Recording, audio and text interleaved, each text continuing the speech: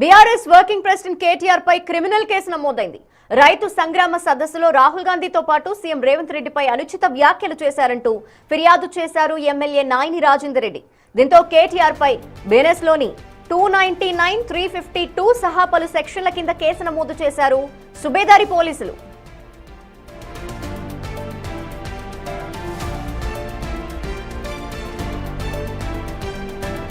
అసలు కేటీఆర్ పై criminal case నమోదు కావడానికి కారణమేంటి? రైతు సంగ్రామ సదస్సులో ఆయన ఏం మాట్లాడారో ఇప్పుడోసారి చూద్దాం.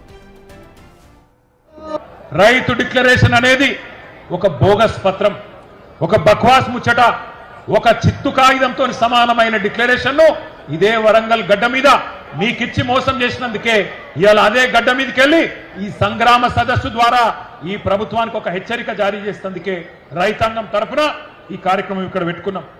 ఓట్లు పెట్టుకున్నారు, ఓట్లు దొబ్బిండ్రు, ఓట్లకు ముందేమో బట్టెబాజ్ ముచ్చట్లు చెప్పిండ్రు, ఇప్పుడు దోకేబాజ్ పనులు చేస్తున్నారు. ఏమయ్యా రాహుల్ గాంధీ, నిన్ను అడుగుతా ఉన్నా, ఎక్కడ సచ్చింది నువ్వు చేసిన డిక్లరేషన్? ఎక్కడ సచ్చింది అని అడుగుతున్నా. నువ్వెక్కడ సచ్చినావు రాహుల్ గాంధీ?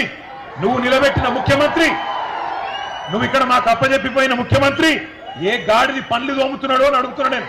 ప్రభుత్వం వచ్చి 2.5 ఏళ్ళు అయిపోయాయి, ఎక్కడ ఒక్కటన్నా అమలు చేసినవా అని అడుగుతున్నా. ఇంత మోసం చేయొచ్చా రైతును? ఇంత దారుణంగా వంచొచ్చా?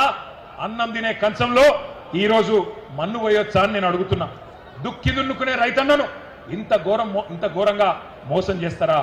సిగ్గనిపిస్తలేదా కాంగ్రెస్ నాయకులారా? నానా గడ్డి తింటారా ఓట్ల కోసం?